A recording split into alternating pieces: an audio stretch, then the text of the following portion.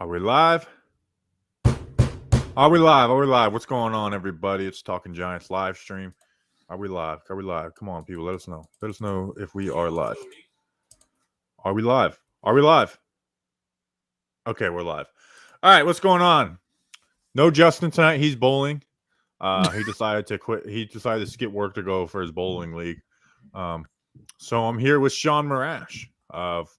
You got a lot of titles. Like, you have the One Giant Step podcast that you do with me and Datino, who loves a good Tim in Florida call for sure. Mm-hmm. I was thinking about calling them this week with Smilk on the line, because when we did our predictions in the van, he said don't care, and I was gonna give him some shit. To me, of all the Talking Giants graphics, and you guys have put out a lot of funny ones that I know, obviously, Julian's mother might have a problem with.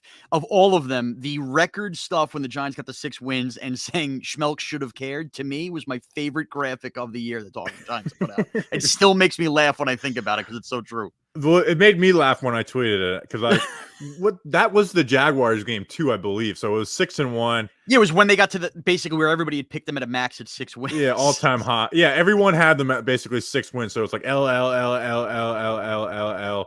and you know what? L for you too, Smilk. You should have cared. It was the best. I laughed probably for a good 2 hours after that. So you are with the DA show. And then you do stuff with WFAN. So a lot of hats. A lot of extended pre and post with the Giants as well. Yes. Yeah. You and you let us on the radio every once in a while, which is always fun. I want to report back to you that my Uncle Ray and his son Ricky are doing fine. And obviously I listened to what you said about setting that up after you had already been on. That was Thanksgiving night. And I knew that a Bobby Skinner moment was coming. And then I had to make one of these live radio decisions. Do you let Bobby have his moment with the joke, or basically call him out on, wait, are you real or whatever? And then you sell it in such a way that makes me think it's a ridiculous story, and yet you never know. You're in Florida. It could be real.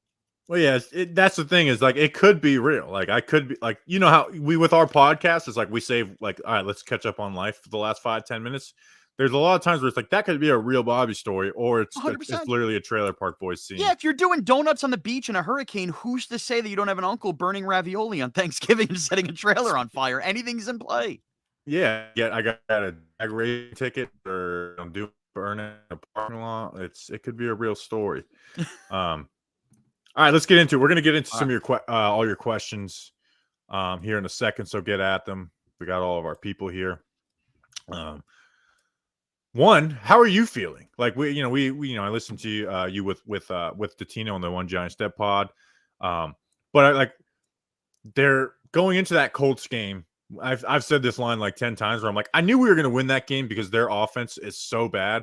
Yeah, but so I was like, I'm going to be hyped this Sunday night no matter what. But then seeing Daniel Jones getting his first 4 touchdown game since his rookie year, his first time they scored 30 points on offense since his rookie year. It just felt like, yes, it all came together at once. And that was the thing, right? I absolutely knew we would win. I felt like the Giants would obviously come out and give like a big first, because Dable's just not going to lay an egg. I know that Philly game is a little different, but then when McKinney comes back, you knew they were going to give a big effort. But then there's still that moment of doubt, right? Could there be a random fumble or a bad special teams play? We've seen a million of those where the Colts are hanging around longer than they should, and then we have to play a tight game where we win. But the fact that it was like a coronation, Bobby, of the offense really putting it together. I never thought we were going to get to a point in the season where I actually had to say from my couch, what are we doing? Stop running and playing Daniel Jones this way. Like, we actually had a game like that where I wanted Daniel Jones out even earlier, having him stop running some of these read options. I mean, at the point 31-10, do I still need him running touchdowns into the end zone? I can't believe we had that point in a game this year. Yeah, there was only 2 times where I had negative feelings in this game. One was, like you said, Daniel Jones kept on taking hits. It's like, all right, maybe stop taking the hits.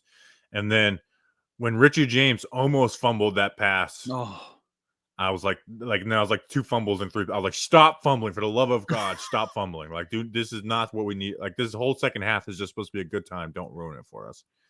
But it just feels good to be like back in the playoffs. Like, I know this.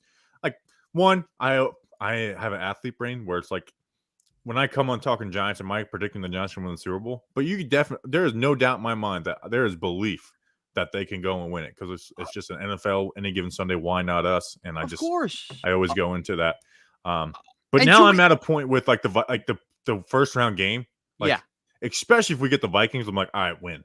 win. We're Yeah. not happy to be here. Like I will not have I won't have a happy to be here moment mindset going into it no matter what. My mood has completely changed since early December, where I felt like I was just going to be happy that they were in. But we've now seen them play Minnesota 2 weeks ago without McKinney and without Jackson.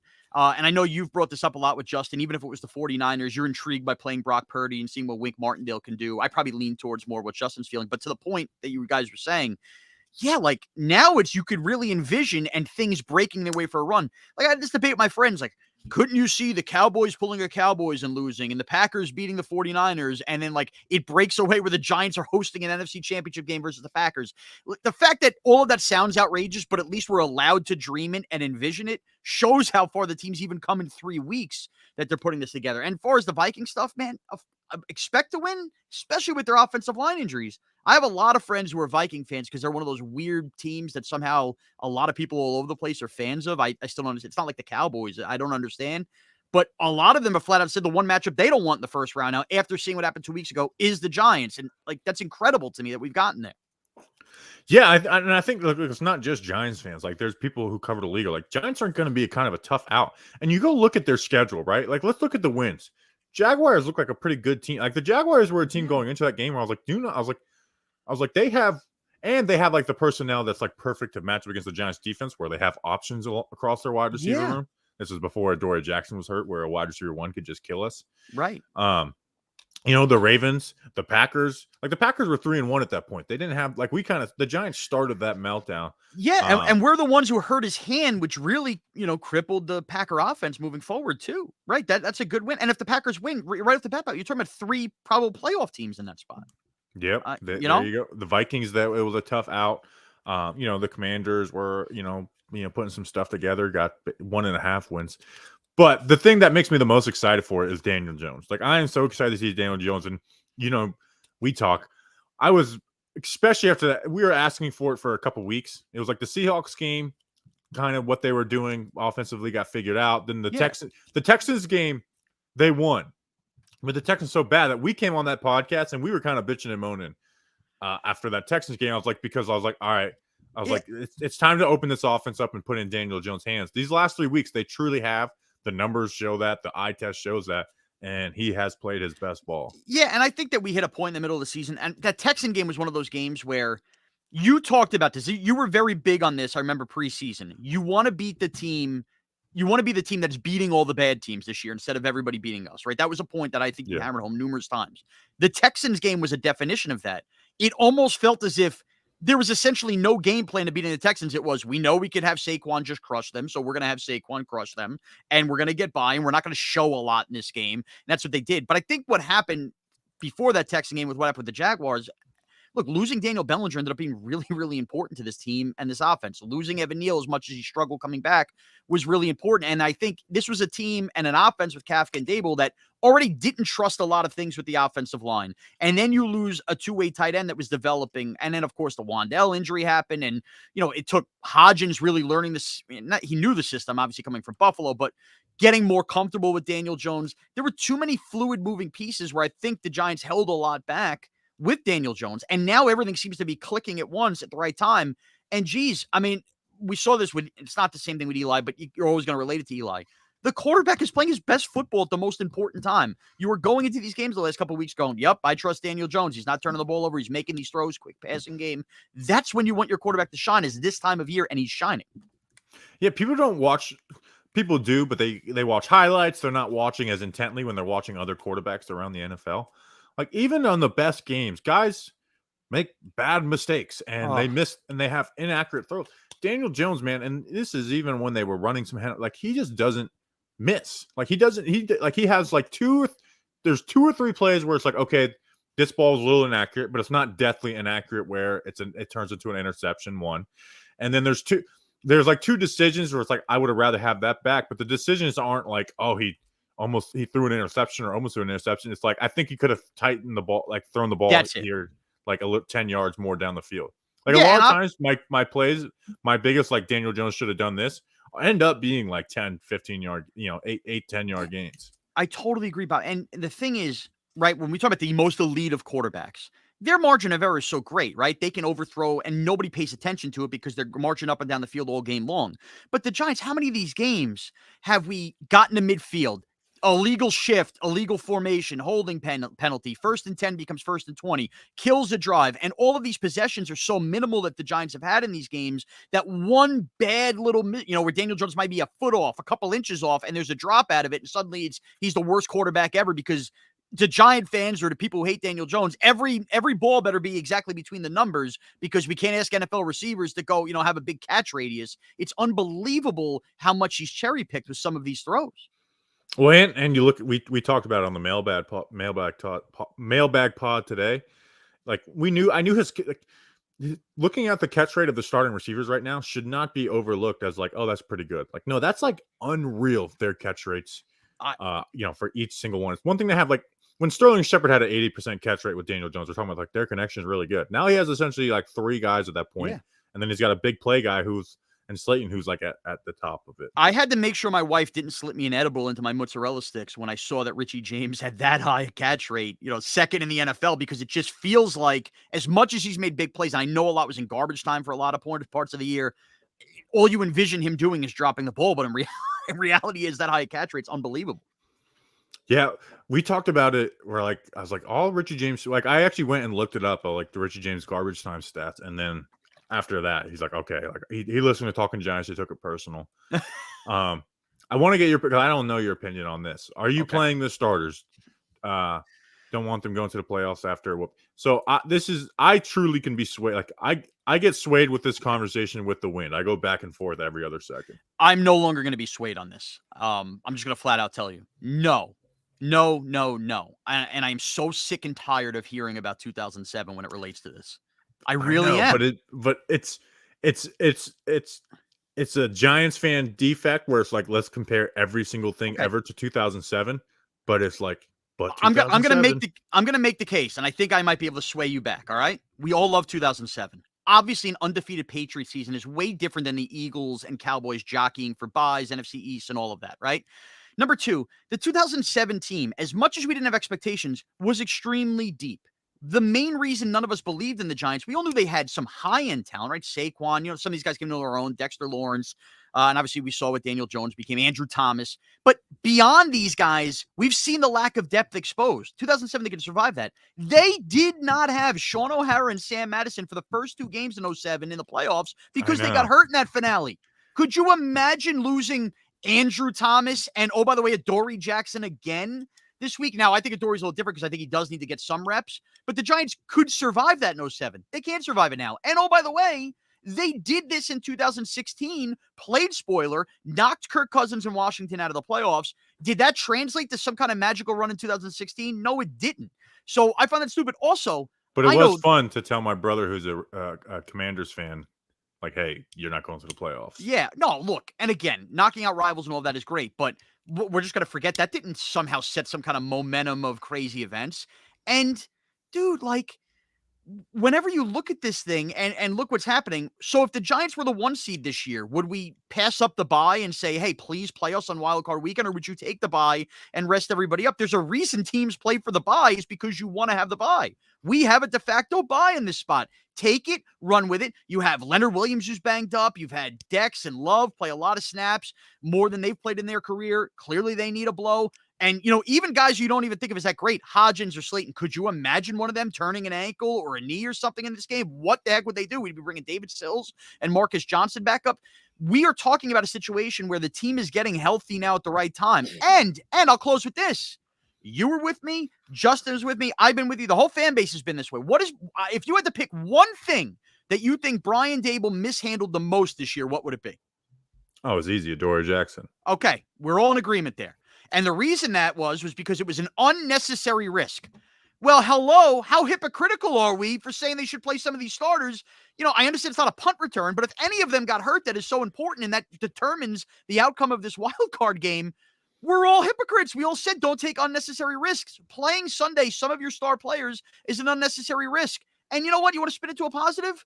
You know what? Maybe Daniel Jones we've seen get hurt a lot in his career. Even if he didn't get hurt this Sunday, what if he got hurt in the first quarter of a playoff game? Isn't it better for the team to have Tyrod Taylor have some more reps and be ready to go? You can look at it that way too. So I don't want some of these big Saquon, Jones, Lawrence, Williams. I would play McKinney and Jackson a little bit because there's a rust factor, but all those guys, no way. I don't want them anywhere near the field Sunday. I was going to ask you about Adoree Jackson. Yeah, that is a good point. I'm actually going to steal that because we're going to have the full conversation fleshed out on the preview pod. So I'll credit you that I'm stealing the. People forget Shaun O'Hara got hurt in that game. Yeah, Gray Rugemer had to play center those 2 games. Okay, and do we want Matt Peart playing left tackle or Tyree Phillips back? I mean, we don't want that. Yeah, that's damn. You're freaking. You are convincing me. All right, you convinced me. All right, let's see what other questions we got. That is convincing. All right, we got some. Why do you think we don't see the 3-back set more often, like earlier in the year? I really think that can confuse the defenses, especially with the. They used it a little bit last week. 3-back set is a little much. 2 backs, I like. Do you think DJ has a chance to be an elite QB? Why? I guess we can do this question, and then we'll get to some other questions that aren't super chats. I'll just ask you. Yeah, I think he can be. I think he has all the tools. But also my question, it's the double-edged sword, right? What does elite QB mean? Does elite QB mean you have to be Mahomes or Allen, like the top 2 quarterbacks in the league? Or does it mean, 5 through 7? Do I think Daniel Jones could be Russell Wilson at his peak? Absolutely, I do. He has all the tools, running, all of that. It is the question of elite because I view elite as like it's such the elite thing. I remember that really starting back in the day too. Like, what is elite? Yeah, well, because when Eli came out on the Michael Kay show that day and said that, and people went nuts. But you know what? In reality, top 10 quarterback, passing yard, like you can win a Super Bowl with Daniel Jones. That is the answer to my question. If that means you're elite, then yes.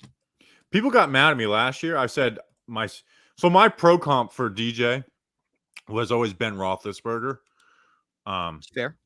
Just big, strong. Pro comps are hard to do because you're never going to find like I say that right now. People will say there's things that they aren't the same. I agree, but like I just kind of willingness to stand in the pocket.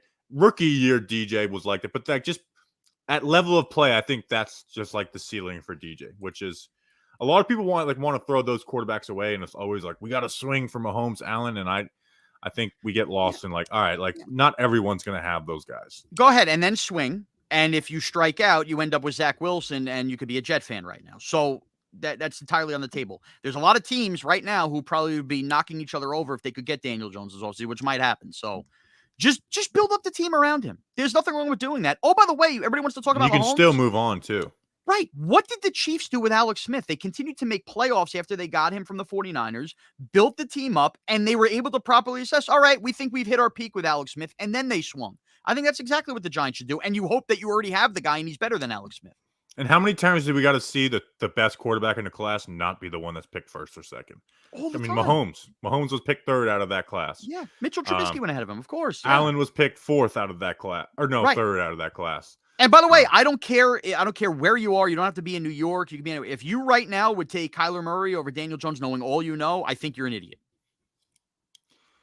Yeah, Kyler this like not off field, but like it's not about the ability, stuff. Right? Kyler still has the ability to amaze, but everything the baggage and all of that stuff. I mean, Arizona didn't believe. We're having everybody brag about how hard Daniel Jones works. He had Arizona basically tell you that their quarterback doesn't work hard. I think I'm also going to be against short QBs going forward too. Probably. There's a ceiling, no pun intended. Let's see. What questions we got? I don't know how people are still got Golladay on their mind. Golladay is done. I will be betting him as an anytime touchdown scorer on Sunday. Oh, I want that. Yeah, that is my goal this week if they do sit the starters. Like you could see it, right? Like some random, they could be down 14 points, and he just scores his 4th quarter pass from Tyrod Taylor. It's going to make me laugh when it happens too. Listen, so I actually don't think Kenny Golladay, if you just look at him last year with Daniel Jones, I don't look at that as a failure of a signing. If you just look at last year, like he was putting up production in the Jason Garrett offense, they didn't use him the correct way. Yeah. And then this year, man, he just came in washed. Like he can't get off the line of scrimmage. He can't do anything. Yeah. Like I know like last year he didn't get the touchdown, so that numbers it, but it's like they didn't throw the ball to him down in the red zone. So yeah, and the whole last third of the season basically doesn't count anyway, but I'm with you. The whole thing is so weird. Now, that being said, last year's Kenny Golladay is our best wide receiver on this Yeah, team. like, and remember that Saints game too. Like, you could just see there was a distinct difference when Kenny Golladay caught a pass. I remember sitting there going, "That's what a number one wide receiver looks like." And there were times last year that happened. But yeah, the fact though that Golladay could have done a lot of the wrong things in the situation he's in, and we've got to the point where he clinched the playoff spot, and he's paying a fourth of the bill at an Asian fusion restaurant to celebrate the playoffs, is an unbelievable story too. Yeah, that coming into this year, like the wide receiver room could be kind of good, and it's like, yeah, well, no one on that wide receiver room is playing at the end of the year. We're in the playoffs. Yeah, Colin Johnson ended up being a big injury. Who knew? What's your thoughts on the NFL pushing the playoffs? I don't think they are going to push the playoffs back a week. So the idea, though, that Florio, you see this that he's floating around, it makes no sense to start the NFC just said it's round. the idea that Florio had. What did he say? Right. So this is apparently he's in contact with league officials that they could do the NFC wildcard round and the Bills-Bengals game next week. Then the NFC teams that advance have a bye the following week and then play the AFC games. And then everybody catches up the divisional round, which makes no sense. And then obviously you would lose the bye before the Super Bowl because the NFL then would capitalize and basically eliminate the early Saturday game and the Sunday 1:00 game and have primetime games Saturday, Sunday, Monday, and the late Sunday window in both weeks, which I think is just ridiculous. And that's the NFL trying to capitalize on bigger TV windows for ratings with the same amount of games instead of playing a more wildcard weekend. Other like businesses and stuff plan around the Super. It's not. I guess you could not move the Super Bowl. No, but they have the bye week, Bobby. They did this after 9/11. They could utilize that. Why, if you're going to do like a hybrid move one round of the playoff, just push everything back. Play Bills Bengals next week if they want to play, and then start the playoffs the week after. You don't have to start the NFC earlier and the AFC later. That would be silly. Maybe I'm coming off as insensitive, but just count their game as not. Just have like a no contest on Win their percentage. game. They got to play this weekend. Yeah, it's instead, but or if you don't want to play, you can forfeit. But right. like at some point, you gotta. Well, I mean, gotta play. You put it. I think there's enough. If again, I don't know because obviously what they saw was terrible. I think there's enough players in the Bills room that if you gave them the option, hey, do you feel you're able to play or not? You might have a bunch that play, and there might be some that say, you know what, I just can't do it. I mean, then if that's what they're willing to do, leave it up to the players. Leave it up to the players, I'm sure. And I bet you would still have enough that want to go out there and play for their player that just put his body on the line. Yeah, well, I mean, it's a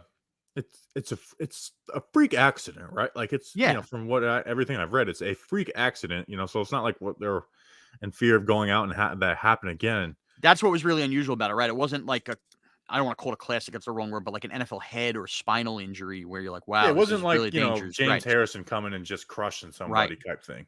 It is wild, though, that all three of these things happened in Cincinnati. The Ryan Shazier injury should worry players more than this. But that being in Cincy and everybody, it's just the Tua thing, all these things happen in Cincinnati, which is just bizarre. Yeah, someone pointed that out to me. All right, that's enough of that talk because then there's people who poke holes and stuff. I'm wrong. It's like, you know what? I get paid to talk about the Giants. It's not worth it. That's why we never do statements at the top of shows. It's like, all right, it's like there was times where stuff was going on in America. It's like you guys should say something at the top of the show. It's like, why? It's like when I was doing my other job, no one asked me to do that. I didn't show up to the pool and been like, listen, in America, it's like, I'm a big. People are coming to you for the escape from all of that stuff. That's how I always feel in sports. Very good. Personally. Very nice. We'll go for about another 5-10 minutes, and then I want to ask you just some stuff about radio. Sure. I save that for the end so people can hear the Giants. So what do we got for questions? No more questions about the NFL should do. I don't get paid nearly enough to make that decision. And I do not care if you think I'm right or wrong.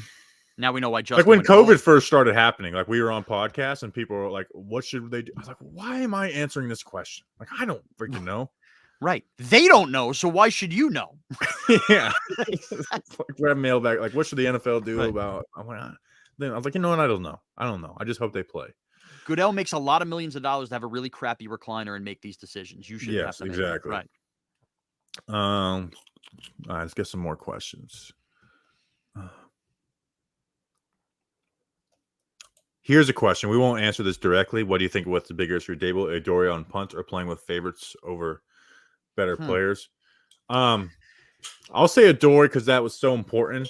And the favorites over better players ends up going away after about a year or two because it ends up being all your players. But where are you at with like the whole Gates, Feliciano, Glowinski thing? So I've really been in lockstep with you where I think that Gates clearly has been the better player, and I think that he should be playing center. However, I have to give Feliciano his due. He played well last week. I don't think Feliciano's been as big a killer as some of us, including myself, even He's actually been better yeah. since the Gates came back. It's almost like he's playing for his job or something. Right, which is fine. It's just so weird to me because the offensive line's been so bad for so long, and clearly they've had a lot of issues, including these games versus Dallas with the inside pressure and all of that. Although Gates obviously had a great game there, that it, I think it's a good problem to have now that we're debating Feliciano versus Gates because this isn't Billy Price versus Will Hernandez versus whoever, Matt Skura. Like to me, I still think that Gates should be the guy, and clearly the team rallies around him. But you know what? In the end, Ben Bredesen had proved enough he should play, and he's still having Gates and Bredesen rotate. So, look, these are Shane's guys, and he wants to give them the full year to figure it out. They've done enough on not forcing Galladay down everybody's throats. Sills seemed like a favorite. He's gone away. So I can't say that all they've done is play favorites. This is the only time it's become, really relevant. But at the same time, we've also been told that offensive line gelling and all of this stuff was a big deal. So if they're trying to keep the offensive line less in flux as possible, then I kind of understand it from that point of view too. Is it officially we are betting on our stars? No, it is not. But it seems like Dable by not saying he's going to play his guys makes it seem like they are. Yeah. But here's my thing: is like if Gates or Bredesen played at the level that Feliciano or Glowinski do, there would be no rotation. The other one would just be playing. True. It's true. Like they did the rotation with Azudu and Bredesen at the beginning of the year, and Azudu was clearly worse. I'm like, all right, let's just play Bredesen. Definitely. And again, I don't know this. Obviously, I know you are probably way tighter with Gates than I am.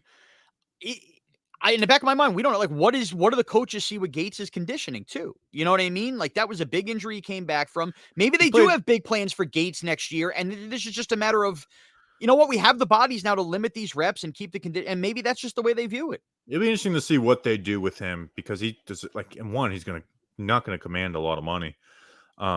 He should absolutely be brought back. But like he played a full game at center versus the Cowboys, and that was our best game of center on the year. It's true. It's true. But at least right now, Feliciano, at least the last couple weeks, hasn't killed us. Now, if he kills us in a playoff game, then yeah, we might all be screaming and yelling at Monday morning quarterbacking. Yeah. But it is kind of funny, like ever since the rotation started happening, Feliciano played a little better. Is Gates' contract up after the season? Yes, it is. Here. You had Ty Dunn on, who wrote the article about the training camp stuff. Right, yeah, exactly. Where, to keep it short, that Brian Daboll was purposely getting Wink Martindale to dial up the right defenses versus what they were running on offense to make stuff hard on Daniel Jones and then make it easier on Tyrod Taylor to see what mental tough. I have a question. Did you get the feeling that was they did that for a couple practices, or they did that for a couple to just start the first 2 weeks of camp? I believe it was a couple practices worth until they realized that they were only going to hinder themselves in trying to get the offense going a little bit, right? I mean, there's only so much you can do. I totally believe that this happened. First of all, I don't think that Ty would pull this out of thin air. No, definitely not. And just so you know, I mean, Ty is very connected up in Buffalo. That is his home base, clearly. So he will know probably enough people that know Daboll and Shane, which tells me that he's on the right track and knowing what happened. But yeah, I think it was probably a couple practices. And I also think that when the mental toughness thing, when that was written about that, this is what Daboll really wanted to test. I don't think it was just about getting through the plays. I think it was also Dabes knew, and probably Shane and probably Mark, they all probably knew, hey, we're doing this in front of the press too, and we're not telling them. They're going to write some awful things about how Daniel Jones looks. How is he going to handle this with a new I think it had to do with all the PR stuff too. We're not just on the field. The whole thing was a big storm for him to get through, and I think that, to me, was probably the one thing that Daboll was looking for, and he passed it with flying colors. Yeah, and that was something, but that's something of course DJ's going to do with the media prep. Right. Yeah, and DJ also I've talked with someone who knows DJ, and he's he just won't the reason he won't slide and stuff. He's he just wants to prove himself to everybody, Yeah. So he does he's not phased by what people say, and we talked with his trainer too, and I was is he just I know you can't say anything bad, but it's he just seems he's just totally unfazed by that stuff. So yeah, and now he's playing with I'm sure confidence is at an all-time. Oh, you could tell. I mean, you could tell Sunday the way he was playing. He just like he's feeling it right now. Yeah. All right. Some just media radio questions. First, who Okay. would you vote for the Tony Award this year? Because the Ooh. voting has closed. Like I am, and it'll be announced on the Friday pod. Who would you And it vote for can't Tony? be, Duggan. No. Right, obviously. I think I gotta go my boy Art. Yeah, I I think think Art's going to win. I haven't counted the votes yet, but you get a vibe before the voting who's well, going to win it. and let's call it like it. And I love a lot of the guys on the beat. I'm even I think Pat Leonard should win it, low key. look, and I'm probably one of the only guys left who likes Pat Leonard the person because I know him a little bit. But I think ultimately, if you follow the Giants beat enough, with all due respect, it's not like many of them have broken any crazy stories this year. So No. in a weird way, I think Art gives you the most to chew on if you follow him on social media, and he's an Yeah. all-around good guy. And he gave Justin a chair once, so it's got to be Art. Yeah. We gave Art his chair back, and part of me was like, "Oh, you're taking it back? Like this is." I thought this was going to be the thing. Like we always have Art's chair. Art's chair was that part of the North Carolina, like the let's win some games. Like that was in Art's chair. I have a great Art story. In 2016, me and a couple buddies, and I obviously knew Art from my WFN days, was a good guest and everything like that. We went to Giants Browns that year. It was Thanksgiving weekend, and that was the Michigan Ohio State game that went like double overtime. Art came out with me and my boys for like a brunch thing, throwing back beers. And this brunch special was doing like these like egg McMuffins. I watched Art eat about 7 of these McMuffin sandwiches during Ohio State, Michigan, and just keep going it down. And he was a blast to hang out watching that game. But yeah, Art's a good time. He's like a people person. Giant fans came up to him and stuff like that. He's like totally he's man like, of the he's people. unbelievably nice. So I think he's going to win it. Let's see. Someone says they wish Pat Leonard was a vegetable. I think I said that on the show, so I can't hate on that comment too much. Jeez. Well timed. Here's a question. So where radio is different, how often a week do you get people that will just tweet at you, not replying to a tweet, just be like tweet at you live, like what you just said is stupid? A lot in show, like a lot. Yeah. Do you check and show? Yeah, definitely. I would say I probably get at least, and this probably isn't a high number because I'm not a Monday through Friday FAN guy. I'm a Monday through Friday CBS Sports Radio guy. So but just even like the DA show. Oh, the DA show stuff all day, man. So I probably get at least 30 to 50 tweets a day. That's crazy. It's nuts, man. It really is. People are crazy. And that's why a lot of radio guys don't really use Twitter. They just tweet and then close it. And I end up voicing a lot of like the CBS Sports / our company Odyssey Sports Minutes, which a lot of people hate. They play over WFN and a lot of the affiliates. These like 30-second capsules where you just give a quick sports take. And I realized when I first started doing them, how much reaction they get from people in other markets, Cowboy fans, Steeler fans. Oh, you're an idiot. You're a fat moron. Whatever you said like this. So then I made it my point now when I do those that I purposely troll fan bases that I know hate me. And I'll just go out of my way to say something, even if I don't necessarily believe it, that I know is just going to piss people off in their cars. I remember your war with the Denver Broncos. Oh, What's the Denver Broncos Twitter account, right? It was week 1, yeah, because I came off the Joe Judge year in 2020. I was really fired up last year, as so many of us were. I was pumped up. I was going to the game. And basically, when I saw Teddy Bridgewater and the Broncos, to me, the Giants weren't losing that game. I was so confident they were going to have a big year last year. And I said, there is a 0% chance the Giants are losing to Teddy Bridgewater and the Broncos at home. And I got crushed from all of a sudden the game ends and the Broncos find me on Twitter and Instagram to put that tweet up. Dude, I almost had to shut down my account because it got to the point where while fighting them might have been fun, I'm on the ride home with like 17 high noons in my stomach, just getting obliterated by fans on my phone. Like I couldn't even look for like 3 days. It got to the point where I couldn't even fight them anymore. Yeah, that reminds when I got my Twitter account suspended and they're like, this is like your account's never coming back. And I had to appeal it and I won. Basically, I was like, hey, I kind of need this for my job. Was is before it was actually the Mike Glennon Cowboys game, or it might have even been Jake Fromm. And I was just like, I was not ready except for the game. I was like, you know what, I'm just gonna fire off like 3 tweets just to get myself pumped. I was like, Micah Parsons is soft. And like one of the biggest Cowboys fans pages found it and quote tweeted it being like LOL, which is like whatever. Like I'm clearly I don't actually think Micah Parsons is soft, even though I do hate him now. And so when I saw that, I was like, instead of me having to just deal with Cowboys fans, I was like, I'm just gonna show them the energy I have for them. I turned it into a threat, and I was like, I will murder every single Cowboys fan. And then you got the boot for a little bit. Oh, Yeah. and I wasn't analyzing. I was just going at every single person. I was like, You know, I was like, I'm gonna spend Twitter just fighting with people tonight. and honestly, man, I think the blue check is like a curse too. Like where I I don't was want like, it for that reason because right. people think you can't. People will take jokes or you being a fan and will take it and be like, Well, look at this dumbass. yeah, and not even like so. My Twitter handle is Morash CBS, right? Because they call me Morash on the DA show, and CBS Sports Radio is where I work. The amount of tweets I get that then start tagging CBS Sports and CBS. How do you employ this fat moron? This and the other thing. It's like, dudes, I actually don't even work for CBS. I work for a company named Odyssey, who has the CBS Sports Radio name. But like these people just like that throws them off. They see CBS and a check mark, and it's like I've personally offended them. That this is why media some clowns, right? Exactly. And meanwhile, I'm thinking to myself, I am as fringe as media comes. I sit on my couch just like the rest of you on a Sunday.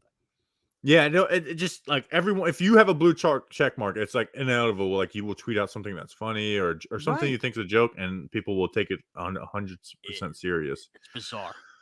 That's why I don't want the blue check mark. It's like allow me to still be a fan. Now that, but here's the thing: now that blue check marks aren't like you have to get it like through Twitter. I was thinking of like because it does help you grow your social media. So maybe now I'll get it. It's like because now people have the wall up of like a blue check doesn't mean that much. Yeah, like the Talking Giants Twitter account.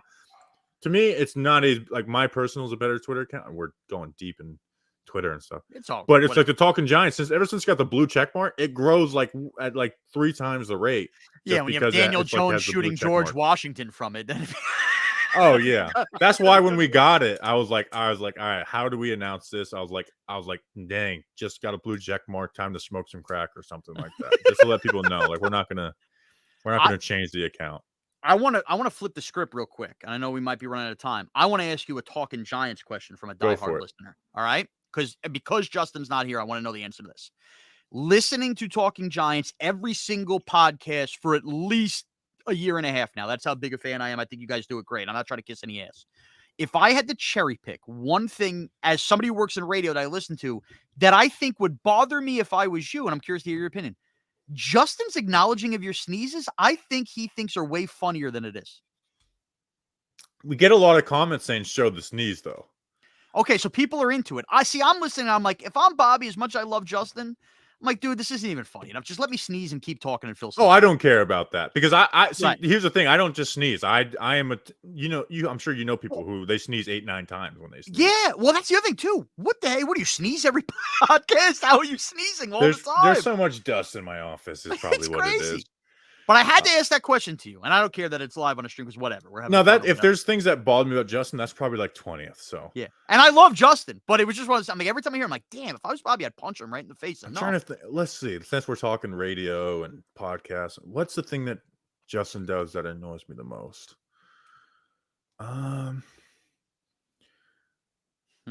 There's really not. There's times where me and Justin will get annoyed with each other or argue. But we actually have a pretty good working relationship. Like if me and Justin, if we didn't do Talking Giants, I don't think me and Justin would be best friends hanging out. But it's like I can talk to him for 2 hours on the phone just talking about like work and stuff like that. So yeah, and I could tell he's obviously grown or whatever. You know what else also confuses me about Justin? Goes to every game. I can't believe it's becoming a Justin fest now, but I'm just gonna. I know when I go to MetLife Stadium, in my mind, when I leave, it's like, all right, figure out a way to get home. I want to keep watching football. It feels like Justin doesn't care about football the rest of the day. You know, when you do the show afterwards, it's hard to watch the other games. Like I have Red Zone, but I'm like, he's doing this and that, and the, it's like, geez, what are we doing? It's tough. It's tough. Like when you do, it's just like I mean, you're on the radio. You're on the radio after games a lot. It's just like you're getting you want to make that like putting a rapid reaction podcast. Like you want to make it good. Right. But you don't want it to be like super emotional and like it's to me. It's like I don't want to say something that I'm not going to say. I won't say on Wednesday either. True. True. So it's like it does take a lot. Like my first year doing it in 2019, I didn't watch the other games. Like I just would totally. Now I got them on the back on the TV while I'm taking notes. and we'd try and be done at least by like halfway through the first quarter of Sunday Night Football. That makes sense. I guess it's also different. I need to watch everything for CBS Sports Radio, so maybe it's a little different. But yeah, that was very insightful. Before this, it would be like, all right, Giants game's Yeah. over. Giants are off my mind. Let's watch Yeah. the next games. Yeah, dude, I got Sunday ticket. I'm with 4 TVs every Sunday, the whole thing. But yeah, I didn't do Sunday ticket until talking Giants, so I would watch the Giants when they were on. On the sometimes they weren't on the TV. So I didn't watch. I didn't watch the Giants games 16 times a year until 2019. Oh, that's brutal. That's brutal. Which it's a whole different way of fandom. Like it really is. Like I thought I was a diehard before, and I love my Giants. I lived and died with them. But it's like you don't know. Like now, it's like okay, it's like I know every single practice squad player. Like if there's a practice squad player I don't know, I'm like disappointed in myself. Where 10 and years by the way, ago, there was guys who were getting reps at wide receiver who was like I don't know who that guy is. And we'd be lying if we all had this moment. And don't lie to me. When Henry Mondeau played for the first time this year, I think all of us said, "Who the heck is that?" Oh, I knew Henry Mondeau. Okay. Here's the thing: you're getting a lot of shit right now. Guy says he hates this guy. Here, look, I'm going to pull him up. All right, let's go. Guy definitely hates Justin Pennick. Actually, I don't. Sir, we love Justin Pennick in this community. First of all, I am a big ball buster. I love Justin. He was so cool to me at the tailgate. I did the little video thing with him. You were out there serving people food. I think Justin's awesome. He's out bowling right now on a Wednesday night. It's fun to make fun of him. I don't care what anybody says. Yeah, we're busting chops. Right. So I guess this Sunday we doing it? Yeah, you want to do 1:20 p.m. on the Fan. So I'm on noon. This will be my plug. Noon to 2:10 into the actual Giants post-game show presented on WFN. So it's like an extended pregame show. It's like I'm doing an extended pregame. Because it starts at noon, I want to kind of reserve the first hour, unfortunately, probably for Jet fans ahead of their finale. So I'm going to do a lot of Giants heavy 1 to 2:10 heading into the pregame show. So if you guys want to hop on at 1:20, let's do it. Let's chop it up. Let's do it. Do they play it in the media box? Oh, they're not going to be in MetLife. You're gonna, so they do. You guys were on with me ahead of one of the pregames last year. It was one of the preseason games last year. Yes, and that got a lot of reaction that you guys were on in the concourses and stuff like that. But this one's in Philly, but still plenty of fans. Next time you have us for a home game, I'm gonna really just take some shots at people who are working. Whatever we got to do, we got to do. But now I used to hate I'll Tino. thank Jerry Meade personally for saving them from the shooting at Mall of America. Thank you, Jerry. You are a hero. Jeez. Yeah. I did kind of get a chuckle out of it because we've talked with Jerry before. Usually, like, hey, stop doing this at training camp. But it was like Jerry Meade went into action at Mall of America. It's like he just sent a text out to all of them to get back. Like he wasn't out like rounding up players from the. I've covered a couple events where they've had some Mall of America Super Bowls. Mall of America's huge. Like where the hotels are. I went to college in Minnesota. Mall of America was like one of the first things I saw in Mall of America. Yeah. Saw in Minnesota. Like me and my parents went there. It's nuts, man. It's nuts. In fact, if people know who Smokin' Woody is, actually, we brought Smokin' Woody on your show. He may have been birthed at Mall of America. May have been my dad taking a cigarette and putting it in the big Lego Woody's mouth.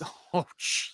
One of the funniest. All right, we'll finish with this. I know people are like, "Why are you talking about the Giants?" One of the funniest things I ever seen my dad do was like we were sitting there and some little girl like asked my mom for like $1, thinking like for the bus or something. Right. She goes and like plays like one of the games, So is that Mall of America you're talking about? Yeah. So like not a big deal, Right. But it's like I was like, oh, I thought you needed $1 for like the bus or something, little girl, like not to go play video games, like random girl. She has the nerve to come back to my mom and ask again, and my mom's like, no, which is like, reasonable. My dad on the phone. He's like, hey, why don't you get the hell out of here? Like, what are you pissing me? Like, what do you mean? Like, just lost it on the little girl. So that's a story. Tried to double dip. That's hysterical, though. My dad probably doesn't want me telling that story, but I just remember that. That's my Mall of America memory is my dad. Bobby, you're talking about a guy whose dad exploded on a 17-year-old cashier at Sears after the Matt Dodge game. So believe me, I get it. My dad's nuts, too. At least that's reasonable. All right, Shaun, appreciate you. Yeah. Check them out. DA show, WFN. The one. You know what? Before we go, I'm gonna get the One Giant Step, the podcast. Yeah. So it's WFAN and Odyssey's Giants podcast. So it's obviously new. We are, we've really started it this year. They pushed a lot behind it, and it's me and Paul Dottino, who full disclosure, they put us together because they knew we hated each other, and now we love each other. So that's how the marriage was. Yeah, I listened to it, and I'm like, these guys love each other. Maybe it's because the Giants are winning. Totally. And that's what they thought. The company thought the Giants would suck, and they knew I would explode and get really agitated, and Paul would be Mr. Positivity. And instead, we've basically been kumbaya all year. So the company actually got the opposite of what they wanted. And I can't believe I love the man now. Yeah, I was listening to you guys after the Vikings game. Like, these guys are like best of friends. It's All right, I put crying the links love. in the chat for people to go and Thank you. subscribe. I Shaun, appreciate we that. will see us Catch Sunday up at Sunday. 1:20. All right, let's go. Good luck in fantasy this week. See ya. All right, appreciate it, everybody. We'll be back. We'll probably do another live stream tomorrow, and then the preview pod on Friday. Let's go, Big Blue.